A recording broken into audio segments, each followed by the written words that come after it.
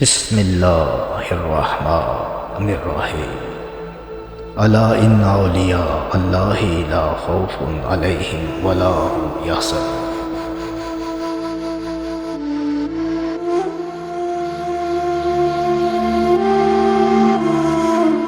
بسم اللہ الرحمن الرحیم۔ اللہ تعالیٰ نے انسانیت کو سیدھی راہ دکھانے کے لیے بہت سے نبی اور رسول بھیجے جن کی صحیح تعداد صرف اللہ رب العزت ہی کو معلوم ہے۔ البتہ چند انبیاء علیہ السلام کا ذکر اللہ رب العزت نے قرآن مجید میں اور رسول اکرم صلی اللہ علیہ وسلم نے احادیث مبارکہ میں کیا ہے۔ ان میں سے سب سے پہلے نبی حضرت آدم علیہ السلام ہے۔ مفسر قرآن حضرت عبداللہ بن عباس رضی اللہ عنہ نے فرمایا، حضرت آدم علیہ السلام کی تخلیق سے تقریباً 2000 سال پہلے اللہ تعالیٰ نے زمین پر جنوں کو آباد کیا۔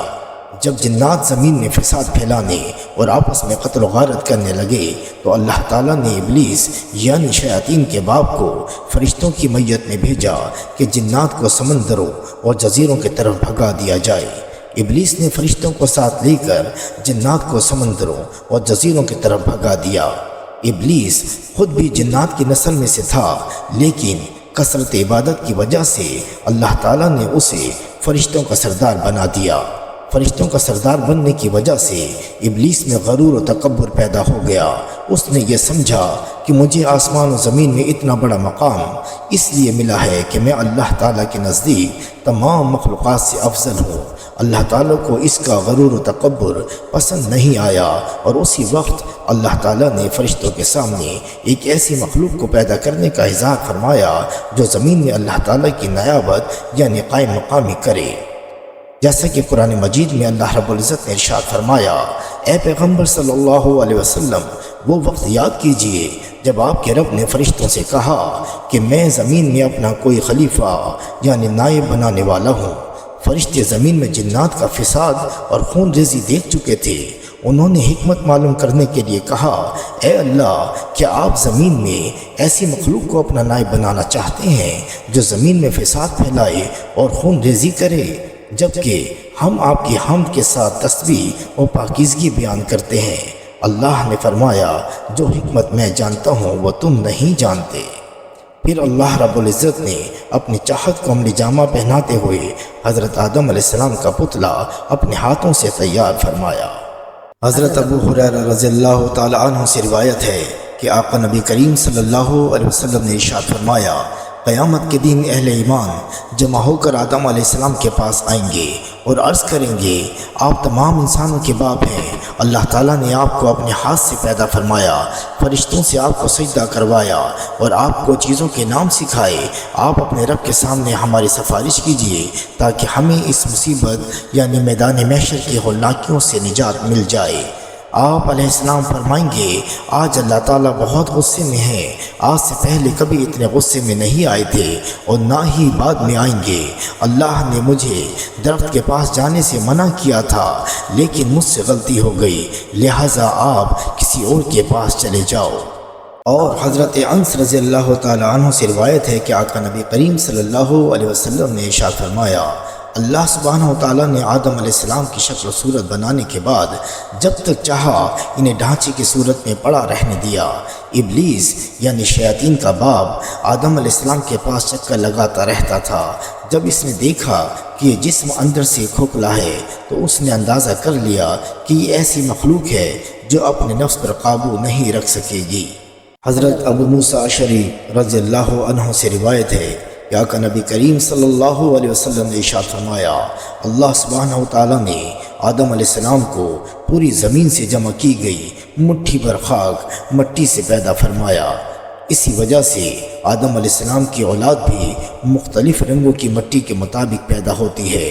ان میں سفید، سرخ، سیاہ اور درمیانی رنگوں کے بھی ہیں۔ اسی طرح نیک اور بد، نرم خو اور سخت طبیعت اور درمیانی طبیعت والے بھی ہیں۔ اللہ تعالیٰ نے حضرت آدم علیہ السلام کو جمعے کے دن اپنے ہاتھ سے انسانی صورت میں پیدا فرمایا تاکہ ابلیس اپنی بڑائی کا دعویٰ نہ کر سکے۔ اس کے بعد کچھ مدت تک مٹی کے بنے ہوئے ایک جسم کی صورت میں پڑا رہنے دیا۔ فرشتے اور ابلیس اسے دیکھ کر خوفزدہ ہوتے۔ ابلیس گزرتے ہوئے اسے ٹھوکر مارتا، جس کی وجہ سے ایسی آواز پیدا ہوتی جس طرح مٹی کے بنے ہوئے برتن سے کسی چیز کے ٹکرانے کے بعد پیدا ہوتی ہے۔ جیسا کہ قرآن مجید میں اللہ رب العزت نے ارشاد فرمایا، اللہ نے انسان کو ٹھیکرے جیسی بجنے والی مٹی سے پیدا کیا۔ اور تفسیر تبری میں آیا ہے، ابلیس ایک مرتبہ موقع پا کر حضرت آدم علیہ السلام کے منہ کی طرف سے بدن میں داخل ہوا اور دوسری طرف سے نکل گیا اور فرشتوں سے کہنے لگا، اس سے مت ڈرو، یہ آدم اندر سے بالکل کھوکھلا ہے، اگر مجھے اس پر قابو پانے کا موقع ملا تو میں اسے ضرور گمراہ کروں گا۔ اور حضرت ابو ہریرہ رضی اللہ عنہ کی روایت ہے کہ آقا نبی کریم صلی اللہ علیہ وسلم نے ارشاد فرمایا، اللہ تعالیٰ نے آدم علیہ السلام کو پیدا کیا تو ان کا قد 60 ہاتھ لمبا بنایا، پھر ان میں روح پھونکی اور فرمایا، جا کر فرشتوں کی جماعت کو سلام کیجیے اور ان کا جواب غور سے سنیے، وہی تمہارے اور تمہاری اولاد کے سلام اور جواب کا طریقہ ہوگا۔ آدم علیہ السلام نے فرشتوں کی ایک جماعت کے پاس جا کر کہا، السلام علیکم۔ فرشتوں نے جواب دیا، السلام علیکم ورحمۃ اللہ، یعنی ورحمۃ اللہ کا اضافہ کر دیا۔ جنت میں جو بھی داخل ہوگا وہ آدم علیہ السلام کی صورت پر 60 ہاتھ قد کا ہوگا۔ اس کے بعد آج تک مخلوق کے قد میں کمی ہوتی رہی ہے، یہاں تک کہ موجودہ صورت آ گئی۔ اللہ سبحانہ و تعالیٰ نے حضرت آدم علیہ السلام کے جسم میں روح پھونکنے سے پہلے ہی فرشتوں کو اس بات کا پابند کر دیا تھا کہ جیسے ہی میں آدم علیہ السلام کی تخلیق مکمل کر کے اس میں روح ڈال دوں تو تم ان کے سامنے سجدہ تعظیمی میں گر جانا۔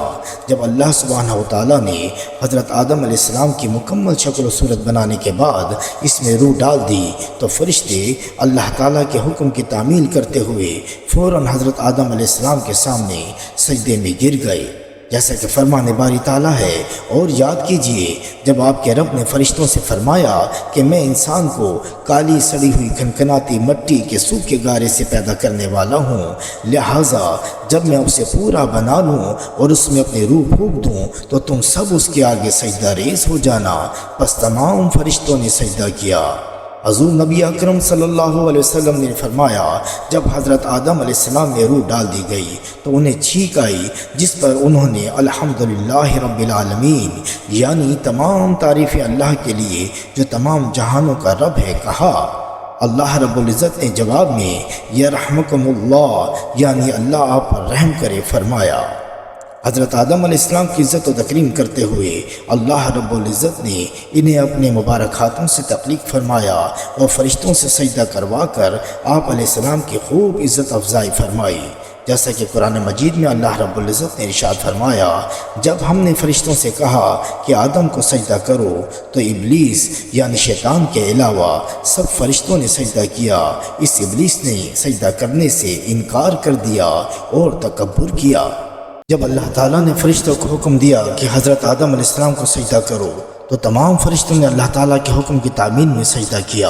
ابلیس چونکہ کثرت عبادت کی وجہ سے فرشتوں کے ساتھ رہتا تھا، لہٰذا اسے بھی فرشتوں کے ساتھ حضرت آدم علیہ السلام کو سجدہ کرنے کا حکم دیا گیا، مگر ابلیس حضرت آدم علیہ السلام کی عزت و فضیلت کو دیکھ کر حسد کرنے لگا اور تکبر کرتے ہوئے انہیں سجدہ کرنے سے انکار کر دیا۔